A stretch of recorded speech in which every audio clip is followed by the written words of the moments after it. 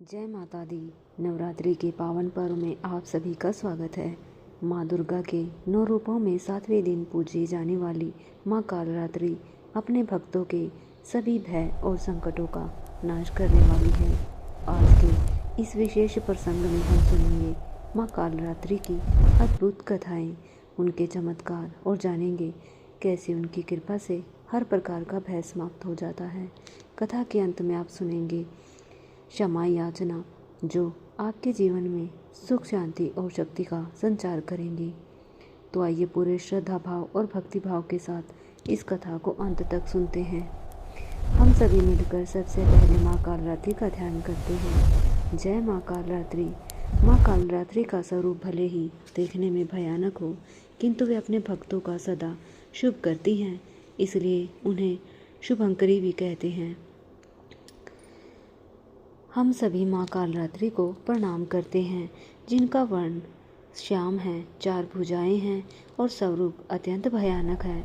माँ का दाहिना हाथ वर और अभय देने वाला है और बाएं हाथ में खड्ग और लोहे का कांटा है। वे खुले केशों वाली प्रचंड शक्ति से युक्त सिंह पर आरूढ़ अपने भक्तों के सभी शत्रुओं का नाश करने वाली, उन्हें अभय प्रदान करने वाली हैं। हम सभी माँ कालरात्रि को बारंबार प्रणाम करते हैं। एक बार एक गांव के किनारे छोटी सी कुटिया में सरस्वती नाम की एक महिला रहती थी। उसका पति सालों पहले चल गया था। पहले वह अकेले अपना जीवन गुजार रही थी। चारों ओर उसे केवल अंधेरा और डर दिखाई देता। रात को ऐसा लगता मानो कोई अदृश्य शक्ति उसके पीछे घूम रही है। वह अक्सर अपने बच्चों को कहती, बेटा रात को बाहर मत निकलना, अंधेरे में भूत प्रेत घूमते हैं। गांव वाले उसका मजाक उड़ाते, लेकिन भीतर ही भीतर सरस्वती भय और अकेलेपन में रहती। एक दिन उसकी पड़ोसन ने कहा, अरे बहन, डर में जीते जीते तू और भी बीमार हो जाएगी। क्यों ना माँ काली के मंदिर जाकर दीप जलाएं। सुना है माँ का नाम जपने से डर भाग जाता है। वह हिचकिचाई। उसे लगा, क्या सचमुच कोई देवी मेरे इस डर को दूर कर सकती है? फिर भी वह लोगों की बातों पर विश्वास करके मंदिर पहुंची। रात का समय था।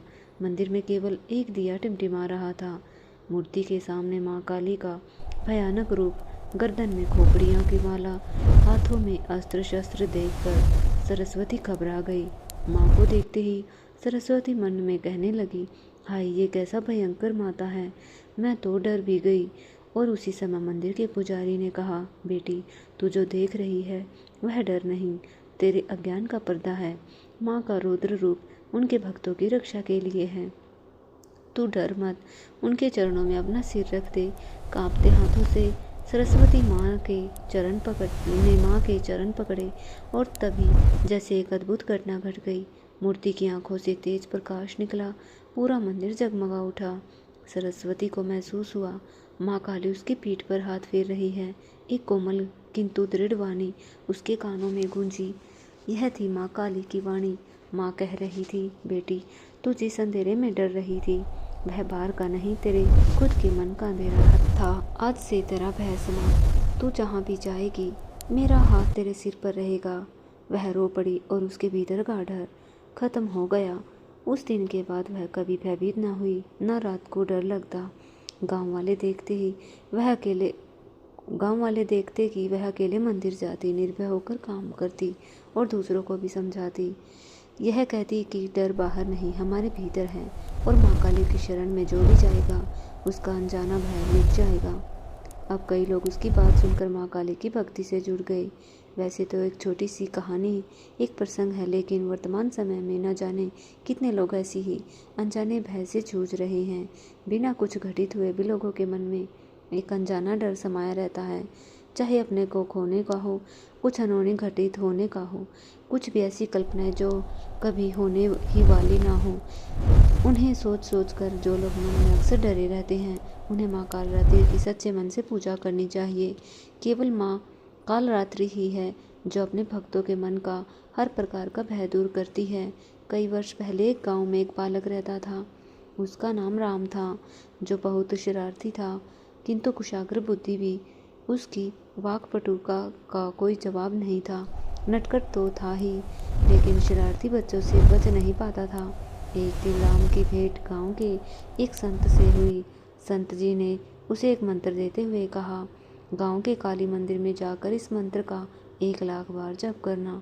इससे काली माता प्रसन्न हो जाएगी, तुम्हें दर्शन देकर वरदान प्रदान करेगी। वह संत की बात सुनकर तुरंत काली मंदिर गया और वहां पर संत जी के द्वारा दिए गए मंत्र का जाप करने लगा। जैसे ही 1,00,000 जाप पूरे हुए, काली माता अपने 100 मुखों के भयंकर रूप में उसके सामने आई। माता के इस रौद्र और भयानक रूप को देखकर कोई भी सामान्य बालक भयभीत हो जाता, किंतु वह न तो भयभीत हुआ बल्कि जोर जोर से हंसने लगा। जब माता ने हंसने का कारण पूछा तो बोला, मेरी तो केवल एक ही नाक है और जब कभी मुझे जुकाम हो जाता है तो मैं बहुत परेशान हो जाता हूँ। मैं सोच रहा हूँ कि आपकी तो 100 मुख हैं, 100 मुख होने के कारण 100 नाक भी हैं और हाथ केवल 2। मैं सोच रहा हूँ ऐसे में आप क्या करती होंगी। राम था तो बालक ही, बाल स्वभाव में उसने यह बातें की। उसके हंसमुख स्वभाव और बाल सुलभ बातें सुनकर माँ काली हंस पड़ी और बोली, पुत्र मैं तुम्हें वरदान देती हूँ कि भविष्य में तुम विकट कवि के रूप में प्रसिद्ध होगे। तुम्हारी बातें हर किसी का मनोरंजन करेंगी। वह तो ठीक है माता, लेकिन इसके लिए मुझे क्या प्राप्त होगा। अगर मुझे कोई और वरदान दीजिए, राम बोले। तब माँ काली हाथ में 2 कटोरी लेकर राम से कहने लगी, पुत्र इन 2 कटोरों में से एक में ज्ञान है, दूसरे में धन। मैं तुम्हें दोनों में से किसी एक को चुनने का अवसर प्रदान करती हूँ। अब काली माँ की बात सुनकर राम सोचने लगा, जीवन में तो ज्ञान और धन दोनों जरूरी हैं। अगर यह दोनों ही मिल जाए तो तब कोई बात बने। विचार मगन देख माँ काली बोली, क्या बात है पुत्र, किस कटोरे का चुनाव करना है। यह समझ नहीं आ रहा माता। ऐसा बिल्कुल नहीं है, मैं तो चुनाव करने से पहले बस एक बार दोनों कटोरों को अपने हाथ में लेकर देखना चाहता हूँ, राम ने कहा। काली माता ने जैसे ही दोनों कटोरे राम के हाथ में दिए, उसने झटपट दोनों कटोरों को मुंह से लगा लिया और गटक गया। इस तरह अपनी बातों में उलझाकर उसने माँ के दोनों वरदानों को प्राप्त कर लिया। माता क्षमा करना, जीवन में ज्ञान और धन दोनों जरूरी हैं, इसलिए मैंने आपसे दोनों ही ले लिए। तब राम ने भोलेपन से यह बात कही तो माँ काली क्रोधित होने की बजाय हंसने लगी। पुत्र मैं तुम्हें दोनों वरदान देती हूँ, जीवन में कई तुम सफलताएं प्राप्त करोगे, किंतु ध्यान रहे तुम्हारे मित्र तो होंगे, साथ ही शत्रु भी कम नहीं होंगे, इसलिए तुम होशियार रहना। इतना कहकर माँ अंतर ध्यान हो गई। आगे चलकर यही बालक तेनालीराम के नाम से प्रसिद्ध हुआ। एक बार दारुक नाम के असुर ने ब्रह्मा जी को प्रसन्न कर लिया। उनके द्वारा दिए गए वरदान से देवी और ब्राह्मणों को प्रलय की अग्नि के समान दुख देने लगा। उसने सभी धार्मिक अनुष्ठान बंद करा दिए और स्वर्गलोक में भी राज्य स्थापित कर लिया। तब सभी देवता श्री ब्रह्मा जी विष्णु जी के धाम पहुँचे और ब्रह्मा जी ने बताया, यह दुष्ट तो केवल एक स्त्री के हाथों ही मारा जाएगा। तब ब्रह्मा जी विष्णु सहित सभी देवी स्वरूप रूप धर कर दुष्ट दारुक से युद्ध करने गए, परंतु वह दैत्य अत्यंत बलशाली था। उसने सभी को परास्त कर भगा दिया। ब्रह्मा विष्णु समेत सभी देवता भगवान शिव के धाम कैलाश पर्वत पर गए। उन्हें दैत्य दारू के विषय में बताया। भगवान शिव ने उनकी बात सुनकर माँ पार्वती जी की ओर देखा, कहा, हे कल्याण जगत के हित के लिए और दुष्ट दारुक के वध के लिए मैं तुमसे प्रार्थना करता हूँ। यह सुनकर माँ पार्वती जी मुस्कुराई और अपने एक अंश को भगवान शिव को सौंप दिया, जिसे माँ भगवती के माया से इंद्र आदि देवता ब्रह्मा जी भी नहीं देख पाए। उन्होंने देवी को शिव जी के पास ही बैठी देखा। माँ भगवती का यह अंश भगवान शिव के शरीर में प्रवेश कर उनके कंठ में स्थित विष से अपना आकार धारण करने लगा। विष के प्रभाव से काले वर्ण में परिवर्तित हो गया और भगवान शिव के उस अंश को अपने भीतर महसूस कर तीसरा नेत्र खोला। उनके नेत्र भयंकर विकराल रूपी काले वर्ण वाली माँ काली उत्पन्न हुई। माँ काली के ललाट में तीसरा नेत्र और चंद्र रेखा थी। कंठ में कराल विष का चिन्ह था और हाथ में त्रिशूल, नाना प्रकार के अस्त्र थे। आभूषणों और वस्त्रों से वह सुशोभित थी। माँ काली के भयंकर और विकराल रूप को देखकर देवता और सिद्ध योग भागने लगे। माँ काली के केवल हुंकार मात्र से दारुक समेत सभी असुर सेना जलकर भस्म हो गई। माँ के क्रोध की ज्वाला से संपूर्ण लोक जलने लगा। उनके क्रोध से संसार को जलते देख भगवान शिव ने एक बालक का रूप धारण किया। भगवान शिव शमशान पहुँचे, वहाँ लेटकर जोर जोर से रोने लगे। जब माँ काली ने शिव रूपी बालक को देखा, उनके मन में उस बालक के प्रति वात्सल्य उमड़ पड़ा।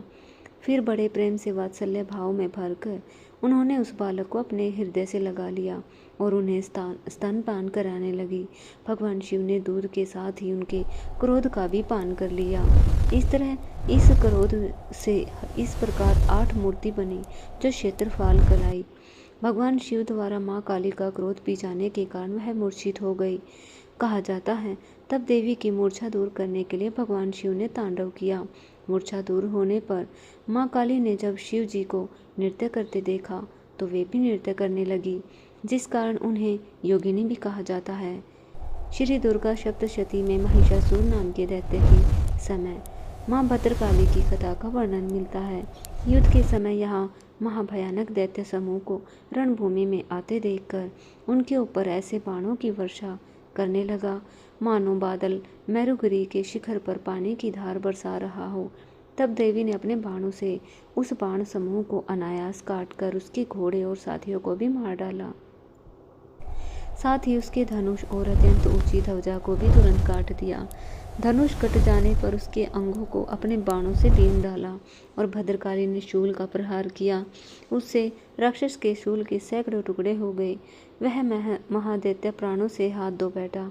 इस प्रकार चंडमुंड के वध के लिए माँ विकराल मुखी काली प्रकट हुई। मार्कंडेय जी ऋषि कहते हैं, इसके बाद शुभ की आज्ञा पाकर वे चंडमुंड आदि दैत्य चतुरंगिनी सेना के साथ अस्त्र शस्त्रों से सुसज्जित होकर चल पड़े। फिर गिरिराज हिमालय के स्वर्णमय ऊंचे शिखर पर पहुंचकर उन्होंने सिंह पर बैठी देवी को देखा। उन्हें देखकर लोग तत्परता से उन्हें पकड़ने का प्रयास करने लगे। तब देवी अंबिका ने उन शत्रुओं के प्रति बड़ा क्रोध किया। उस समय क्रोध के कारण उनका मुख काला पड़ गया, ललाट भी टेढ़ी हो गई, ललाट में भौहें टेढ़ी हो गई। वहीं से तुरंत विकराल मुखी काली प्रकट हुई, जो तलवार और पाश लिए हुए थी। वे विचित्र खड़वांग धारण किए, चीते की चर्म की साड़ी पहने, नरमुंडों की माला से विभूषित थी। उनके शरीर का मांस सूख गया था, केवल हड्डियों का ढांचा था, जिससे वे अत्यंत भयंकर जान पड़ती थी। उनका मुख बहुत विशाल था, जीभ लपलपाने के कारण वह और भी डरावनी लग रही थी। वे अपनी भयंकर गर्जना से संपूर्ण दिशाओं को गुंजा रही थी। बड़े बड़े दैत्यों का वध करती हुई वे कालिका देवी बड़ी तेजी से दैत्यों की उन सेना पर टूट पड़ी और सबको खाने लगी। 3 लोकों में राक्षस शुंभ निशुंभ और रक्तबीज दैत्य ने हाहाकार मचा दिया। सभी देवता गण चिंतित थे। सभी देवता मिलकर भगवान शिव के पास गए और रक्षा की प्रार्थना की। तब महादेव ने माँ पार्वती से असुरों का संहार करने, अपने भक्त की रक्षा करने के लिए कहा। इसके बाद माता पार्वती ने दुर्गा जी का रूप धारण किया, शुंभ निशुंभ का वध कर दिया। अब देवी के सामने असली चुनौती राक्षस रक्तबीज के ने पेश की। जैसे माँ दुर्गा रक्तबीज को मारती, उसके खून की बूंद धरती पर गिरती, वैसे ही उसके जैसे लाखों रक्तबीज पैदा हो जाते, जिससे माता क्रोधित हो गई। उसका वर्ण शामिल हो गया और इसी स्वरूप से माँ कालरात्रि का प्रकट हुआ। दैत्य रक्तबीज एक ऐसा दानव था जिसे वरदान मिला हुआ था, जब जब उसके रक्त की एक बूंद भी धरती पर गिरेगी, हर बूंद से एक नया रक्तबीज जन्म लेगा, जो कि रूप और शक्ति में उसी के समान रहेगा। ऐसे में माँ कालरात्रि ने रक्तबीज की गर्दन काटकर उसे खप्पर में रख लिया, ताकि रक्त की बूंद नीचे ना गिरे, और उसका सारा खून पी गई। इस प्रकार देवी ने रक्तबीज की एक भी बूंद धरती पर नहीं गिरने दी। रक्तबीज दैत्य के रक्त से उत्पन्न हुए जितने भी रक्तबीज थे, वे सब माँ की जीवा पर उत्पन्न होते हुए और मान उन सबको भक्षण करती गई। इसके बाद देवी ने रक्तबीज को, जिसका रक्त चामुंडा ने पी लिया था, वज्र बाण खड्ग और वृष्टि आदि से मार डाला। राजन, इस प्रकार शस्त्रों के समुदाय से आहत रक्तहीन हुआ वह महादैत्य रक्तबीज पृथ्वी पर गिर पड़ा, जिससे देवताओं को अपार हर्ष हुआ। मार्तंग उन असुरों के रक्तपान माध्यम से उद्दत सा होकर नृत्य करने लगे। महादैत्य रक्त बीज का रक्तपान करने के कारण माँ काली का नाम रक्तदंतिका पड़ गया। यह थी माँ काली की कथाएं। सभी भक्त प्रेम से बोलिए माँ कालरात्रि की जय। अब भक्तजनों, हम सभी मिलकर माता रानी से क्षमा याचना करते हैं ताकि हमारे द्वारा किसी भी गलती के लिए माता रानी हमें क्षमा कर सके। हे परमेश्वरी, मेरे द्वारा रात दिन सशस्त्र अपराध होते रहते हैं, अतः आप मुझे अपनी सेवक समझकर कृपा पूर्वक मेरे उन अपराधों को क्षमा करो। ना तो मैं आह्वान करना जानती हूँ, ना ही विसर्जन करना, ना पूजा करना जानती हूँ। हे परमेश्वरी, मुझे क्षमा करो। हे सुरेश्वरी, मैंने जो मंत्रहीन, क्रियाहीन और भक्तिहीन पूजन किया है वह सब आपकी दया से पूर्ण हो।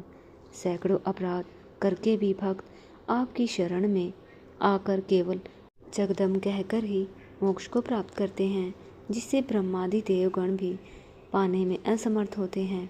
हे जगदम्बिके, मैं अपराधी हूँ, किंतु आपकी शरण में आई हूँ। इस समय मैं दया की पात्र हूँ, आप जैसा चाहो वैसा करो।